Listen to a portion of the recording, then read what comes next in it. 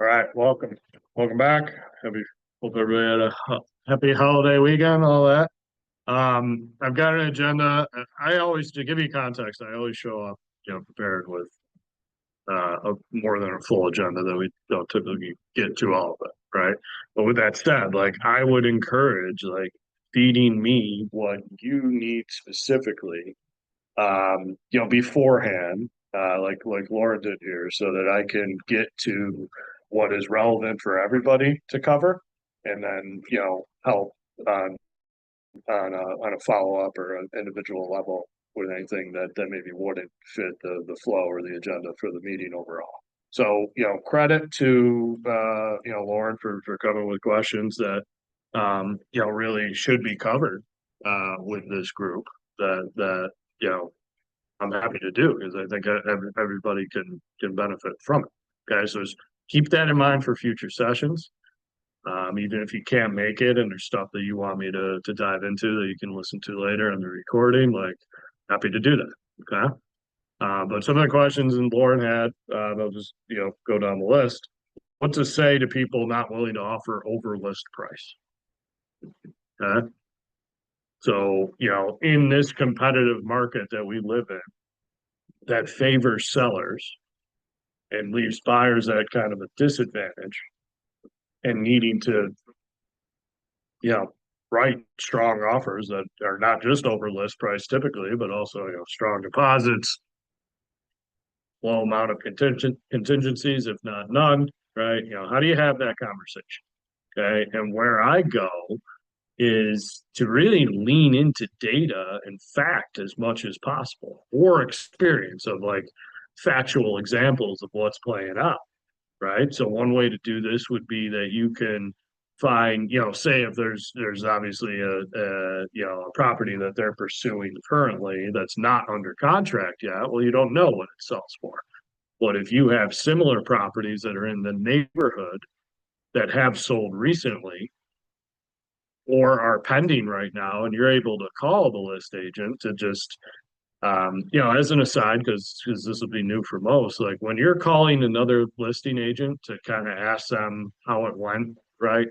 Here's the script is to say, hey, this is Antonio with Keller Williams. I see you're listing on ABC Street. I'm not asking you to tell me anything that you shouldn't, but can you give me just a sense of how this listing played out? I'm trying to educate a new buyer, right? So you're setting the stage to say, hey, I'm not asking you to just tell me what it sold for, because really, technically, as agents, we shouldn't be doing that. You'll get plenty of responses that go against that, to where it's like, yeah, no, I was listed at 200, we got 315 off. Okay, great. But when you set the professional stage where it's like, hey, I'm not asking you to tell me anything that you shouldn't tell me, but if you don't mind helping me out, that'd be great. Does that make sense? Yeah. But that's one way to approach this, so that then you can go back to this buyer to say, hey, would you agree that this house is similar in a similar neighborhood, similar price point, all things considered? This is what it was listed at. This is what it sold for. So if we were to have gone in at asking price on this house, we would have lost by 75,000. Another way is the market data in our MLS shows a list to sales price ratio right now of 120% for Monroe County in single family homes. So that's a data point that you're not, now you're taking the emphasis off of you and like just, hey, trust me, listen to what I'm telling you. This is what I do. And you're showing them examples of like this is why I'm telling you, because of this, not just like I want you to make it easy on me and max out your offer and win. Because I've had it twice now. Okay. They're like, I'm not going over. Yeah. Now, let me ask you this. Are these like how much consulting have you done with these people, or is this like new Not opportunities? Okay. much consulting, but I don't like him. That's okay. So and that's good context to have, right? Because now you're in this position where, okay, you know where they're coming from. you know the objection that you have to hurdle over, right? And now you know how to approach that deeper conversation when it's the time to get to that point. You're going to know what you're going to need to address, and you're probably going to, have Pandora's box open in a way to where it's like there's a whole bunch of other topics that need to be addressed too in terms of their objection and how to go about the process. So it's just to come back to how to get to that point where it's like we're talking about, how to make a strong offer. Before you get there, it's a matter of like, does what they want exist? And are you confident that you can get them it? Meaning, what are their goals? And can you lead them to it? Right? For example, and this is all repackaged in what we call needs analysis. Okay. We just covered the same conversation, right? But like who, what, where, when, why, how of their situation around real estate is really the first step to the process that you need to find out in order to be able to help people at a high level. Right? Because if you're leaving that step with that's great, but I don't know how to get that for you. Right? If it's like I want to buy a $50,000 home in Pittsford schools, do you want to work with that buyer? Right? Versus I want to buy $1 million home in Pittsford schools. Okay, now you can go deeper. Because okay, I know that exists versus a $50,000 home. Yeah, I want to buy it too. I don't know how like let me know when you find one too. I might compete against you. I'll pay 55, right? That sort of thing. But getting to that point where it's like, okay, step one, like, can I help these people? Can I help them accomplish what they want to accomplish? Then you move on to step two, which is like, okay, here's how we need to go about reaching that goal. And that's where it's like, okay, I know you told me before that you don't want to pay above list price. And I understand that. I want you to get the best deal possible. I don't want you to overpay for a property either. But let me just explain a little bit about the market for you. Here's an example of a house that I think would be something you're interested in based on what you're telling me. It was listed for this and sold for that. And generally speaking, in Monroe County, and you could look up the data specific to each individual town too. I think it's the market. What's a little bit of was it June more listings, right? A lot more. Yeah. Well, so I mean, it's going to be interesting because the market data that came out just now, the way it works is like we'll get June's data about the 5th day of July, the next month, right? So like what I can see right now is all the data within the MLS for June that's closed out. And I can compare it to last month in May, and I can compare it to last June in 2024.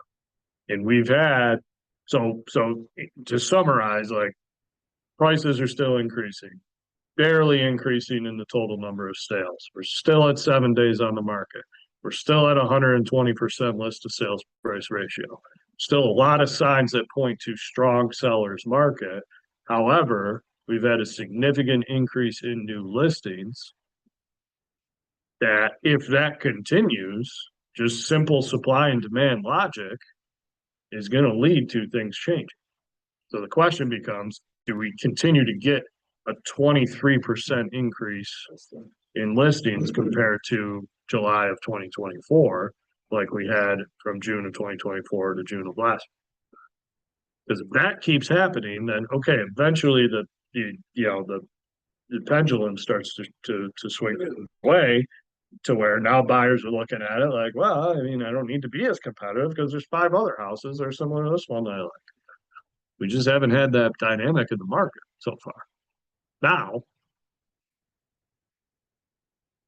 an argument for the market changing would be, okay, if this inventory continues to come on the market at the pace that it's coming on for months ahead, and this isn't just a seasonal type of increase that we usually see this time of year of spring into the summer, right? Meaning that if July is 20% year over year, August is 20% year over year, September, October, right?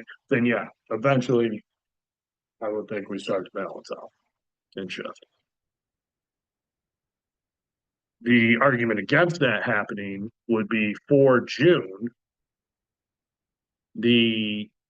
So the new listing increase from June of last year was 23%, but the active inventory increase from last year at the same time was only 3%. Meaning that all the new listings that got listed got scooped up at the same pace, and there's only so much left. And that only grew by 3%. If that active inventory number increased by double digits, then I'd be like, yeah, no, we're shifting. Right now, it's like there's still enough inventory, or I'm sorry, there's still enough demand out there in the market that is scooping up our still short supply, even though it's increasing. I'm curious about that. Okay, so these Rochester markets, is stay like that for at least like 10 years, I think. Like So it was about 2018, 2017, 2018, when things really started to get competitive and Yeah. shift to.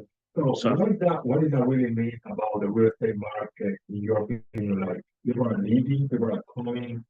What is that really means that's going on here in Rochester? Because I know when you're in a buyer's market, people are selling it out, but you don't have that many buyers, so that means people are leaving. In this case, it seems to be Uh, right? No, I get what you're saying, and it may not be tied to, um, migration patterns, right? If you want to call it that, right? To where it's like people coming and going out of state, out of town. That's why I'm looking. It's not a bad thought at all. And there's elements, Population. well, there's elements of that fuel it, right? Mhm. And in my opinion, so unpacking that, like here's my experience, because I've been doing this full time since 2012. In like 2012, it was like everybody was leaving, was the sentiment. Okay. Now I feel like there's an element of like a lot of people left around COVID, right? For example, and went and like, get me in New York State or whatever, or like I can work remote and why not work from a beach? And it catches up and then like people coming back home type of thing. Cause I'm biased from here, staying here, and we got a great place to live, right? Yeah. But now I don't necessarily have any data to justify what is this feeling, but just in the activity that I see from people outside of the area that are at least inquiring about this area and or coming here, um, it's kind of, I don't want to say flip to where there's more people coming than there are leaving, because I'm sure the data doesn't support that. But I can tell you, in the 13 years of me doing this, like there wasn't any calls coming my way of like, hey, I'm in Arizona and thinking about moving, somewhere where there's more fresh water, or I want the seasons type of thing, or I want better school districts. That wasn't really a conversation flow back 10 years ago, and it happens more and more now than at least prior, in my tenure of doing this than it did back then. So yes, there is I mean, listen, there's a lot, and I don't mean to put on the tinfoil hat here, but like I mentioned fresh water, okay? Like that's a big thing throughout the world, and we're sitting on a hotbed of it. Like I don't know if this is true or not, but we probably have access to the most fresh water in the world when you think about it. Between the Great Lakes, Finger Lakes, rivers, etc. I don't know if that's true or not, but we got a ton of it, and it's not going anywhere compared to, I mentioned Arizona, Texas. They don't have any, right? So that's a thing. There's just, there's a lot of value being this close to a car ride away from most of the major metro markets in the Northeast, and therefore the country, right? And just the economic implications that carries, and just the universities here locally and what they're putting out in terms of private workforce and quality of education as an investment for younger generations. Like there's a lot of reasons why we're not going anywhere. Whereas 10 plus years ago that was kind of in question, in my opinion. This is all like subjective for what it's worth, my opinion. not being factual here. So take it with a grain of salt. I guess the data in Rochester is similar to Buffalo and Syracuse, or Yeah, the, yeah. I think the way I think of it is like Buffalo's the big brother to Rochester, and we're the big brother to Syracuse, right? So like Buffalo's a much bigger market than we are here locally, and we're, I don't want to say much bigger, but it's probably on that spectrum of like when scale of like Rochester to Buffalo size, and then Syracuse to Rochester size has similar proportion, I guess. That makes sense. Because Rochester, I mean, outside New York City, it's Buffalo and Rochester. Like Rochester's bigger than Syracuse, bigger than Albany, bigger than any of the Southern Tier, Binghamton type market or anything like that. So we've got a lot going for us. We're not, not gonna, not saying we're lighting the world on fire and like it's a boom town and we're gonna turn into Manhattan or anything crazy like that. But we have a lot going for us in terms of a stable market that, the rhetoric has been everybody leaves for various reasons. And now it's starting to, I don't want to say shift, but it's just like, it's interesting to my perspective, like I'm getting calls from out of town people when I never had that before. So it's happening. I think there's plenty to be bullish on. So to answer, so back to like handling objections, like I don't want to offer over list price. I don't want to, if it were say like an inspection objective, right, becomes a little more difficult because that's not data that exists somewhere. But just keep in mind that even though you don't necessarily have the tangible experience or data to rely off of yourself based on what you've done in the business so far, you have it by being in this brokerage and part of this program, right? So it's like find out how to handle each objection through me because I can be like, I mean, however you want to relate to this, right? But it's like, I mean, first of all, you have to be open and honest and acknowledging that, like, they probably know you're new and haven't sold a son or sold a ton of real estate or any at all either. Like, people aren't dumb, right? And it's okay. So lean into what you're a part of, right? And you can lean into like, look at my mentor owns a team that sells 400 homes a year, and this is what he told me. So it's pretty much factual. However you want to phrase that aspect, right? But just understand that the access of information that you have is unparalleled in the industry. So your job becomes, without experience, to bring to people to handle objections, find stories to tell elsewhere to get them to understand. And then you can like, listen, they do the most listings on anybody in the state. And I just asked them, and on average, for every listing that they see each week, about 7 out of 10 of them waive an inspection. So, that becomes pretty factual if presented the right way. And if approached the right way to get that information to use as factual. That makes sense? Good on, did I cover enough like competitive offer wise? Like what else? What are you fearful would come up, or what's been coming up in the discussions you've had? Okay to ask like off the bat if you know it'll be a cash offer, like how much? Well, so what's the context of telling you they have cash? Yeah, like they wouldn't go through on the. Okay. So yeah, I mean, you can rephrase like how much cash do you have, or what are you comfortable with spending for a purchase? Using that word comfortable becomes really powerful. Okay, because the the aspect of the financial side of this needs analysis, and again, your second question was like tips on potential listing consultation. I'll come back to it, but like I'm gonna frame it to you the same way as I did the buyers. Perform the needs analysis. What the who, what, where, when, why, how, their situation on the listing side or the buyer side allows you to know what to do next. And on the buyer side with, the financial questions that need to be addressed and asked, approach it this way, okay? You know, here's the context is that I don't want you to just send people to a lender or bank to get pre-approved. Okay, because it is very possible they go there and they're overqualified compared to what they want to spend. And that person at the bank or the lending institution, they're in sales too. They may not be doing things the way that you want to do them and represent people's best interests and, looking out for people as a fiduciary. They have a different type of license. I'm not saying that everybody out there is, greedy salesperson, but just be aware of the industry that you're in of sales and, the human nature of it, right? So the point is, they could be with a lender that just like, oh yeah, no, you have a great job, make a ton of money, have great credit, and I plugged all the numbers. You can go buy $1 million home if you want.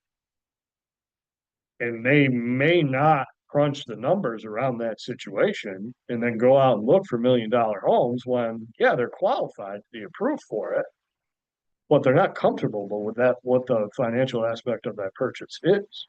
So here's the script. Anytime you're ready to get into the financial details with a buyer. 2 questions. I want you to tell me what you're comfortable with per month on this home or the next home. And if they need context, just say, understand that, think of it as a rent payment, because when you have a mortgage and you own a home, typically your property taxes and your insurance is escrowed into that payment. So you're cutting one check each month for mortgage, taxes, and insurance. Now, there's where the insurance, for example, is an escrowed in, and you have to cut that separately. But just those are you need those. You need all of that to be paid to own a home: insurance, property taxes, and the mortgage if you have. So this doesn't account for your groceries or the utilities, or it's going to need a roof and stuff like that. But just at its baseline, if all is going well, what are you comfortable spending per month on housing? Let them answer. Because if they tell you, say you found out the where first and they want to live in Pittsburgh, but they tell you that they only want to spend $400 a month, are you excited about that? Versus $4,500 a month, different context, right? Now, the second question to ask really gives, more context to the monthly payment and whether or not you should be excited. And the way I would phrase that is, hey, I'm not asking what your life savings is, but how much cash are you comfortable bringing to the table to go towards down payment and closing costs? Because now if they tell you like, I don't want to be 400 a month, but I've got 400 grand. Okay, I don't, that's a really low. I mean, that's kind of a stupid example, but but it does happen where you'll have people that are cash heavy and want to remain low monthly payment. And that's different than low monthly payment and low down payment, right? And if they tell you, I'm comfortable up to 4,000 a month, but I really only got about $4,000. Okay, now you know the problem ahead that needs to be dealt with as well.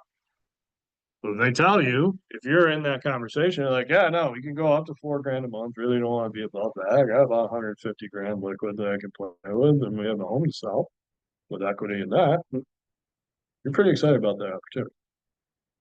Versus, I want to be $1,000 a month. I got $2,000 to play with. Don't throw away any opportunity ever. But it's just you have the context as to what you need to approach from there. Because that example of like, I have $4,000 a month and I got 100 grand to play with. It's like, okay, great. We need to get connected with a lender when you're ready, so we know what those options look like. But now here's what I want you to do. I want you to call this lender, and I want you to tell them specifically, you want to spend $4,000 a month, you have 100 grand to play with. Tell them what your options are to fit that budget. Because chances are you're over qualified for what you actually want to spend. Go ahead and take a guess. And now you're providing value to where it's like, oh wow, that's really cool. This guy's looking out for me financially. Because the default setting for agents It's just, okay, great, call the lender, call me back, let me know how you guys work out. Versus being involved with financial planning in a way to represent their best interest to make sure that they're not getting into, a financial aspect of the investment that they're making that ends up being sideways for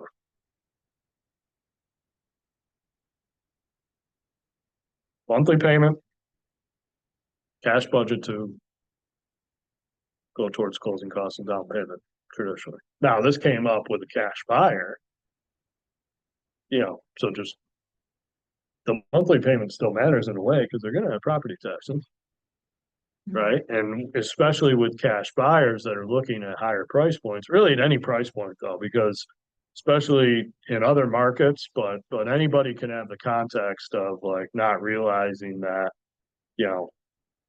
whatever, a $200,000 home is going to have annual property taxes of 6-7 grand or so. And they may not be okay. They may be thinking like 200,000, there's all my cash, and I'm going to be struggling to piece together 7 grand a year, on top of all the other bills I got to pay. But especially people coming from out of town and with higher budgets, right? Because there's plenty of cash buyers out there. Okay. And it, this is kind of side note, but Rochester is a town where there's a lot of quiet money. Okay.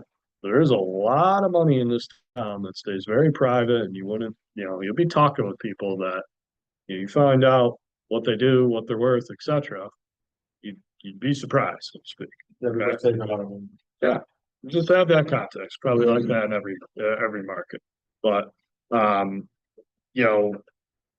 the notion of somebody coming here from out of town and having a big cash budget to buy with, let's say it's like 700,000, right?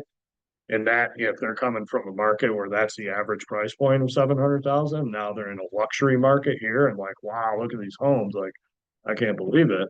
But they're now looking at the taxes, and then they find out that it's like a $25,000 tax bill a year. That may make that not in their reach, even though they have the cash to do it. So good for them. Yeah, can you suggest to the buyer, to talk to the lender, to ask for cash guarantee? Can you suggest that, like, hey, in this market, I think most lenders are going to tell them if that's an option or not.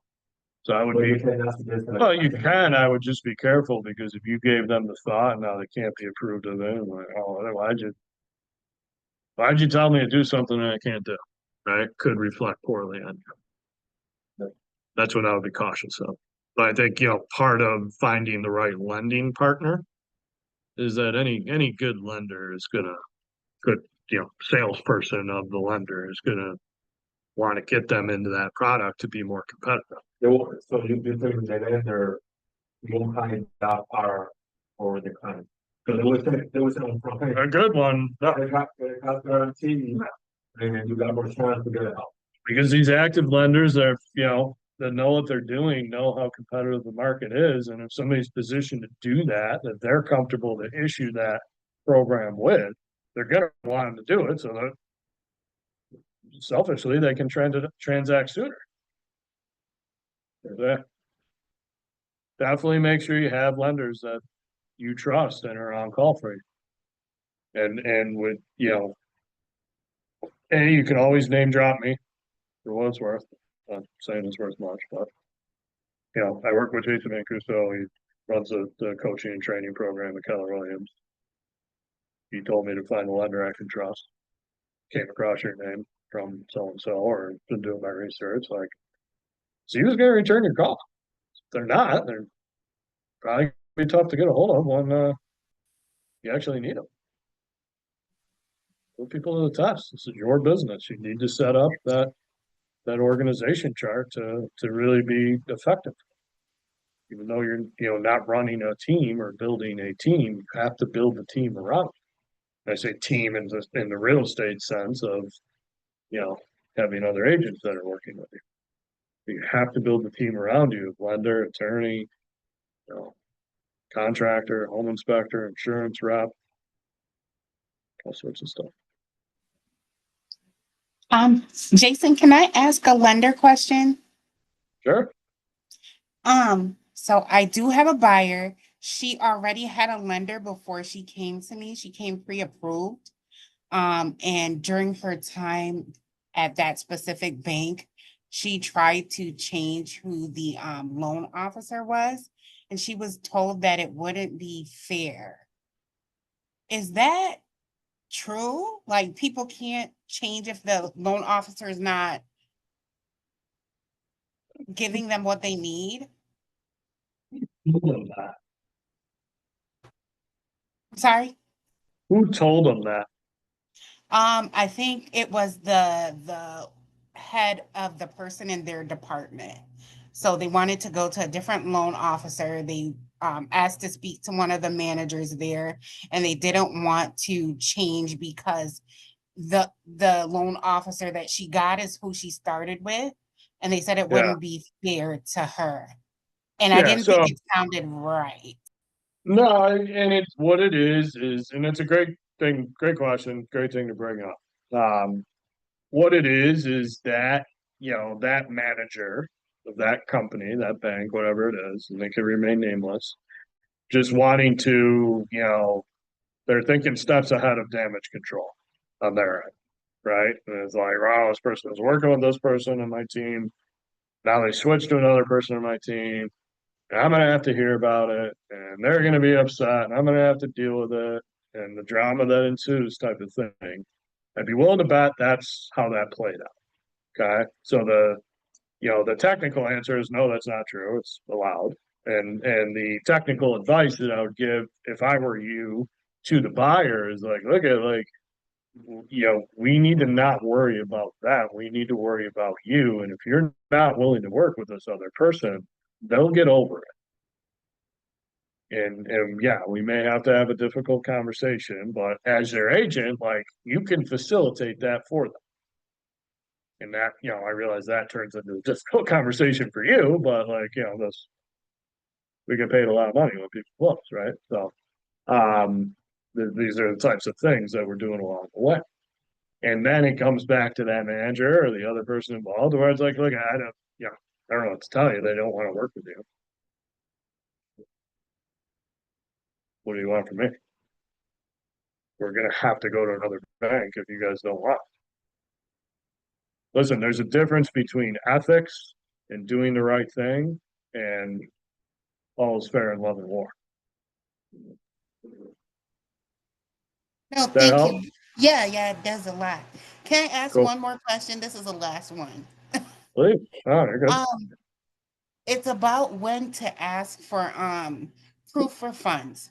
If somebody it for example, if somebody comes inquiring a certain property or land that they've seen, they're interested, and let's say it's six figures, 400,000, 500,000. When is the appropriate time to ask for proof of funds? Because I made a mistake, right? I'll say that I asked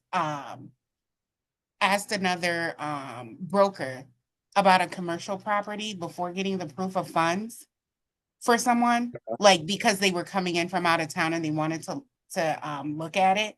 And I feel like I wasted their time a little bit because yes, they had certain assets and money, but not enough for what they were looking for. Okay. So yeah, this is tricky in a way because the textbook answer would be that you're getting people pre-qualified or you're having proof of funds in hands before you go to show property, because before you show property you're getting a buyer's agent agreement of some sort executed, and to get a buyer's agent agreement executed you're doing some level of consulting to get to the point where you want to work together, right? And the technicality there is like, okay, you're telling me you're making a cash offer for this purchase. Can you send me the proof of funds for that you have to keep on file so that if we, do decide to go for it, we're not scrambling. Now, the human response to this is if it's in the context of like, say, an inquiry on a listing that you have, or if you're, getting leads from somewhere and you get an inquiry that way, or just whatever, even if it's somebody in your database that, you've been lead generating or marketing to, and then the time comes where it's time to get to work and help them. And the first thing that comes out of your mouth, or one of the first things that comes, is like, okay, show me the money. I need a bank statement showing your proof of funds. Most people are gonna be like, dude, we just started talking, right? So this is why, having formal consultations matters, because if you're digging deep enough in that needs analysis and establishing enough expectations and standards as to how you need to work together and what it's going to take to reach their goals, that elements of that conversation, without having to ask, can you send me proof of funds, thumbs up to where you're going to know whether or not you need to ask in order to like validate that you want to work with them, at a starting point. But it also allows for things to come up more smoothly to where, within a longer conversation is like, hey, listen, one of the things that we need in order to move forward, I need to keep the proof of funds that you'd be making an offer with on file. Is that something you can send to me? And if they're like, yeah, no problem, send it to you tomorrow, keep moving forward. Don't like stop the conversation and no, whip out your bank statement right now and show me. Like, I'm being extreme, but just to give you context as like how weird this can get, right? So, find the smooth way to get to that point of validating proof of funds or qualification based on how well you consult and what comes up next. That, I know that was kind of not a direct answer of when to ask for proof of funds, but I think it's a matter of feel, or you certainly don't want to get anywhere near deep into the process before you get it. It's just, I guess the way to answer it, is a matter of like, okay, do you need to ask for it right away? Or can more of a conversation play out before you're just cutting right to, the nuts and bolts of things and, hey, if I'm gonna help you, show me the money. Because if you spent the time asking the right questions, talking about the right things, and then it comes up, well, there's a certain level of like you're locking them in along the way, right? You're progressing that relationship. You're showing them your professionalism. You're getting this to a point where it's like you both want to work together. There shouldn't really be too much disagreement on their part, unless there's an issue at that point. Go ahead. So about cash people. So let's say you have a buyer who has $40,000 in their saving account. So they could use that $40,000 for putting out for the house, or what is the max of that one, because you have closing Yeah, costs and all of that. So it's a great question. yeah, what is the percentage of that, So there's not a set answer to this because it's really going to be dependent on the listing agent that you're presenting an offer to and how much in the detail that they're at. So a couple different things here that come up. One, like somebody who's really detailed, like myself. So if you present me an offer for 400,000 with 400,000 in bank account, I'm like, okay, well, one, I could spend 400,000 pretty quickly on a weekend away. Two, even if that didn't happen, they're gonna need more than the money that you're showing right now to close on the house, so what gives there, right? Another aspect, may be, so same situation, I'm a listing agent, I get that offer, you're showing 400 on 400,000 purchase price, but you're giving me $100,000 deposit, I don't really care where you're getting money from at that point. You know what I mean? Because it's like you're putting enough in escrow that ties you to this transaction that like, yeah, there's enough there. I'm probably not gonna bust your chops on $10,000, right? If you're putting that much money in escrow to secure yourself to the deal, not, it's a lot different when you're a buyer walking away from 100,000 versus 1,000 on a deposit. That makes sense? yeah. So in that case, so you can consider like, hey, you got 40,000, Well, let's look for houses from, let's see, 375. The minimum, between the range 375 to 400 house. Let's keep watching because it can be, if you risk let's say 400,000 only, you might not get a house, right? So You're saying just in terms of what houses they're looking at? yeah, because if they say, hey, I got 400,000, I want a 400,000 house. Only. Yeah. I don't want no less than that. If you say, hey, well, let's see, 370. Well, and that's More. another example of why consulting at a high level is important, right? Because okay, well, tell me, like, what's Right. important to you about 400,000? It's like, well, just our dream house sold for 400,000 last year in the neighborhood we want to be in. It's like, okay, I get it. Would you be okay if your dream house was sold to you at 350 in the same neighborhood? Yes, of course. Like, okay, well, just, the way you're thinking about going about it here initially, like, we may not see that house because we're refining our search so much. So yeah, you don't want to go above, at least in the market that we're in right now, right? Where it's like getting buyers excited about something listed at 450 to sell at 400 in that example probably isn't the strategy, but go lower for sure. Now, what that may lead to is like, listen, like, we're not buying a $200,000 house. They're just older, they're smaller, they're not in the neighborhoods we want to be in. So you can, refine to a level, but don't have it be like so refined that it limits the inventory and options available to them. But don't go so wide that it's like, why are you sending me this? I'm not looking for this, right?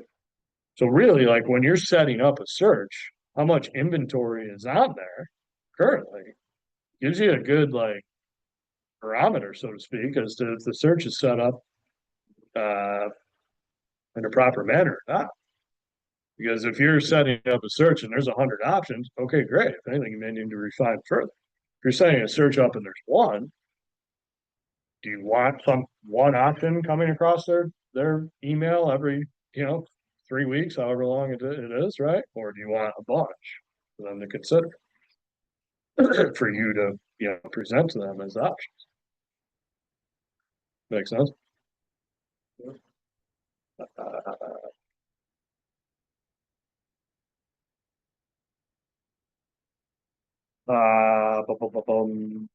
Questions on listing consultation. Hmm. What are like random tips that you think of? I don't think anything. So great question, and I'll kind of spin it to a coaching answer on my end, right? I don't think anything is random. I think everything is structured. And when we talk about a presentation, like think of it more as like how you're presenting and what you're talking about and what you're saying and structure that you're going through versus a marketing packet to leave behind. Don't get me wrong. You should have that too. But like what's important is how you articulate and present and relay the information, find out about them, convince them that you're the person to reach them to their goals. So the structure is this 3-step process for each. Step 1 is all about them and needs analysis, whether buyer or seller, and finding out that like, okay, I can work with that. Time to move on to step 2. I know enough about what you need, what you want, how you thinking about going about it, what you want to do to get it. And I'm good with all of it. Great. Let's move on to step 2 and let's talk about what it's going to take to actually do that and what I'm going to be doing and what I need you to be doing in the process if we're going to be successful together. Explaining the listing process in this stage of the game. You may be talking specific strategies as to how to go about listing a home. Resources on your list that you need to somewhere else. You show them what they did, this is the number. You show them data that they're not gonna get that. They get like, whole, like, they're not, I don't know. Yeah. So, well, one, it becomes now a decision on your end to take on that business or not, right? If they're willing to give it to you. And,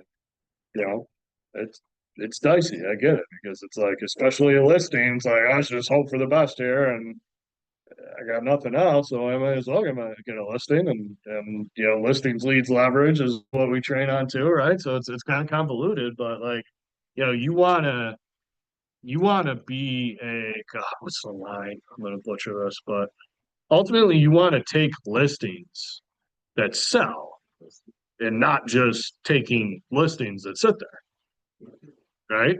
And in this market, there tends to be, you know, a reaction from agents of like, well, it's gonna everything sells in this market, and let's try it out, right? And that may be okay, so long as there's the kind of the backup plan that's talked about and agreed upon, where like, okay, look, I could be wrong.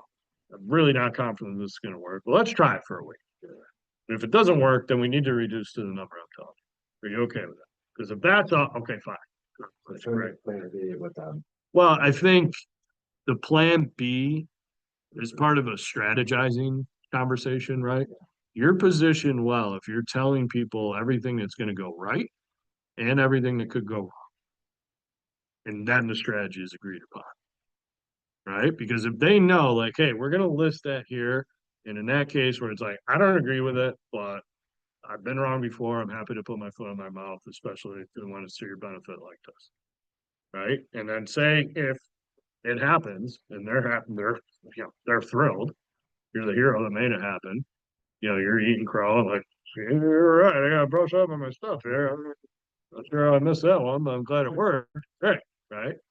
But if you've also had the conversation in a manner where it's not just like you're taking their order and signing them up and boom, you won, but it's like, okay, listen, if this doesn't work, this is why, this is what's going to happen, this is what we need to do next. And they agree upon that. And this way, when if it doesn't play out that way, then you're just coming with them. Okay, if you remember, we talked about plan B. It's time. I'm sorry. We need to go to plan B. You're positioned the right way versus like having that type of conversation when you haven't had it before. And then they're like, really? What do you mean? That's a totally different relationship that plays out from there as well. So like for the long term, not just that transaction. You don't want to be looked at as like the, you know, sleazy salesperson, right? And when you're explaining what could go wrong, I mean, you're not doing that because ultimately you're potentially weakening your position by doing that in the eyes of some. That makes sense? Yeah.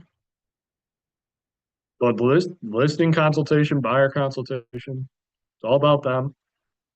Needs analysis. Step one is that finding out that, yep, I can work with that. That's something I want to work with. Let me tell you how we're going to go about it. Let me tell you what I'm going to do. Let me tell you what you need to be doing. This is how we need to operate together. We good? Yep. No. Okay. Great. Here's the last piece. Like, work by an agreement. I charge this. The term of the agreement is for this long. Ready to go? Okay, so you do those consultations and then you go to the listing presentation. The presentation is the consultation. Maybe the same thing. Same thing. Okay. I want you, at least I want you to train your bride. Anytime you hear presentation, Okay. I want you to think consultation. Okay. When you hear marketing material, that's your handout presentation type stuff. Now, it can align to where it's the same stuff. And don't get me wrong, like it's just, I guess it's personal preference. Like my presentation style wouldn't be, you know, okay, let me show you my PowerPoint printout here. Here's page one. Let me ask you these questions and let's talk about this. Okay, great. Here's page two. That's just not my style. I'm not saying that's wrong. Okay. And especially, you know, starting out where you kind of need that guide, right? It's not something you've done 1,000 times. It's not my style because I've done it for 13 years now to where it's just like it comes natural, right? So having that sort of guide as the material side of your presentation, yeah, it becomes helpful. In my experience, like,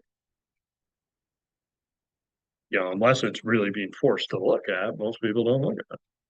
So it becomes like that leave behind to where if there is They competition, look it's at like, you. well, yeah, if, and again, I'm not saying that there's something wrong with like using the material to present. But to me, in my opinion, I ultimately like the most power comes from like, yeah, let's talk. Talk to me. How long you lived in this home? Right? Just start asking questions, diving in and seeing, what you can find out. And ultimately just, it's not about 10,000 questions for the sake of 10,000 questions, but does it need to be 10,000 questions? Or does it need to be four to know that you're in a position where it's like, okay, I can make that happen. Because now entering the equation of like personality types, right? And just, who's in front of you, who you're dealing with. There may be some people that like want to see printed material. There may be some that are like, I don't care about what I want to talk to you. I don't care what you're showing me. I want you to be able to give me the confidence that you know what you're talking about because that means you know what you're doing. That's just one personality type though, right? Random listing tips though. Well, I think, the one thing I would say right now that's relevant is understand the data that we covered today of the market, understand the data at all times of the market, research it on your own and understand it so that you can speak to it, right? But like that then leads to strategies that we've just been able to operate pretty consistently uniform in the last many years now to where it's just like, yeah, price it low, delay negotiations, get a bidding war, get a bunch of people through the house, get a bidding war, it's going to sell for the number that you're going to be happy with. I'm not saying that strategy's dead, but like I think, now more than recently, you need to kind of have that, okay, here's plan A, but depending on what the week is like, plan A may not work the way it used to work. So you may see this example down the street that was listed at 299 and sold for 375. If there's three other houses that pop up on the same week and you're listed at 299, we may not get to 375 because there's more competition for you, less competition for the buyers. So we may need to talk about, does it make sense to just price this at 375 and it may take a few weeks. So that data that we looked at and seeing that, okay, in June, there was a big increase in inventory. And I'm plugged into, now you're explaining like, hey, there's all these professional networking groups and stuff that I'm a part of, and I can kind of feel the pulse from those, and I hear a lot of people complaining about their listings going past delay and scrambling to find a buyer, unhappy sellers. Like ultimately, I don't mean to seem wishy-washy, but I just want to explain both sides of the good and the bad. And again, now back to like if you've had a conversation of this is what goes wrong, you're able to do it. I love this one. How to not come across to potential clients as just wanting their business. Give me some context from anybody, because I'm sure that's a fear for everybody.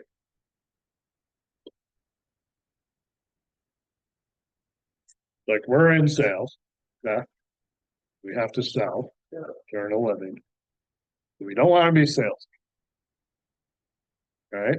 So it's kind of catch 22, double-edged sword type of thing. So give me, because I mean, we can have a marketing conversation around this. We can have a lead generation conversation. We could have a consultation, like opportunities right in front of my face, and how to go about all of this. So kind of like when. Really close to getting. Got it. So like you have a lead, you have somebody you're trying to convert. Also, from the. So that's, I think ultimately like that lead that you're trying to convert, that situation, right? Make it about them and their goals, right? If you're constantly coming back to their reason why, that's just gonna like, it's almost like subliminal, but you're coming across in that good intention manner to where it's like, you know, they just keep coming, you know, they're thinking like, wow, she just keeps coming back to, you know, what we need out of this. You don't need to say like anything about your pay or anything like that. If you just keep coming back to, I'm here to lead you to your goal, that notion, that's what they get from you. They're not, they're not gonna care what they're paying you because you're leading them to their goals. And they're not gonna care that you're getting paid because you're leading them to their goals, right? Outside, so that's like lead follow-up, right? Lead generation and how to go about creating those opportunities. To me, the way I think of it is I think you gotta have a variation of your approach, right? And just if the only thing that comes from you is sales related and basically when are you selling or when are you buying type of marketing or, you know, questions that you're asking when you see them or talk to them or run into them, whatever, right? Like comes off a certain way. If you're coming across with value that's both real estate related and non-real estate related, and running the business to where, you know, the objective on your end is to just build relationships to where when they need something in real estate, you're the person they think of. And going about it in a manner to where, you know, the MREA model of be in personal connection with people 4 times a year, market to them 36 times or more, touch them, right? And it's all a variation of like approach and value provided and information provided. And sure, sometimes it's like, hey, I wouldn't be doing what I'm doing if I didn't just directly ask, but do you have any real estate plans coming up that we could talk about? That message is delivered and taken a lot better when it's like your 23rd touch of the year. In the meantime, you've provided all sorts of other stuff. I'll give you an example. So I'll speak to like the team that I run and what we do for our agents, and it's designed to allow this to play out ultimately. The 3 marketing touches a month, 2 emails. The emails, one is like newsletter, so real estate content and information is provided there. Another is a giveaway or an event that we do. So we either do a giveaway every month or an event every month. Now this is, I'm telling you this because this is all stuff that you could, okay? If you set a budget, even if you're not killing it right now, right? But you set a budget and you're like, okay, I can find $600 this year to use for giveaways to my database and go out and buy a $50 gift card every month and then raffle off and use as a marketing touch. Right? Doesn't have to be, you know, hosting some big fancy elaborate event or some, you know, Buffalo Bills suite tickets or something like that, right? Mm. But just to do something that, you know, counts as like a, hey, I'm here to give back to the community. I'm here to make this fun for my business. And who doesn't like free stuff? We've found a lot of success with it. Just giving you know, one example of how to go about this. And then, you know, we do 4 events a year for the purpose of like 4 times a year, you need to be in personal connection with people. Well, it makes it easy to just start the conversation by inviting them to an event. So like when you say event, like what kind of event, right? So we bring you can get $10 tickets to the Red Wings games. So we do that, Okay. right? So Red Wings event, something we've been doing. This will be our 4th summer, I think, in a row there. We've done as simple as just a cookout in a park, literally grilling burgers and dogs ourselves. We'll do a fall family photo event in the fall time, kind of like a power hour, like come in, come out, get the photos done. And this is more, you know, there's budgets applied and like, I mean, to dangle a carrot on something that isn't, you know, financially possible to the business gets cranking the way that you want it. But to take those examples and to make them simple and something that's doable for you. So like, goals, plans, actions, route, right? So like, what's a goal? I want to host an event by the end of the year. Okay, start planning out. What's the budget that you have that you can comfortably provide to it? What ideas would fit into that budget? What do you need to do to market to it, lead generate to it to have it be successful? All that's going towards like you're planning an event. If you use that event to then get into a direct sales related question, great. If it's just a staying in touch type of thing as well, great. Ideally, here's what I'll leave you with on like the salesy aspect of this business. That if you give me an agent who goes about the business the way I just described, in personal connection with everybody they know 4 times a year, marketing to them, at a consistent level every month, multiple times, and their database is sizable, and here we use that magic number of a minimum of 200 people that you're doing that with. And they're not really getting into real estate points of value or sales related type of stuff, I'll bet on that agent to be successful with that level of consistency, just relationship building. Now, if you give me an agent who does that, but then add something specific real estate related value wise, I'll bet my house on that agent. So if you're calling somebody like, hey, I want to make sure you got the invite to the Red Wings event we're doing in a few weeks. Yeah, no, I can't make it, no problem. Okay, hey, listen, I'm also calling because I wanted to see if you've had your insurance policies audited lately to see if you're properly covered and if, you're paying a fair rate, because I got a great insurance guy that I can hook you up with. You didn't ask them if they're selling or buying. You just asked them if you're calling to save money. That's valid.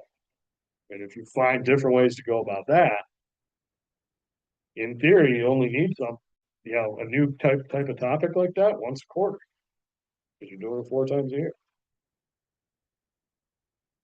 It's not like you got to go to the lab and create some elaborate script and concept and stuff like that. Just got to do it once a quarter. Good stuff today. Sorry to abruptly end here. Hour is in. I want to respect your time. Thanks for jumping on Zoom. See you next Monday. Thanks, Jason.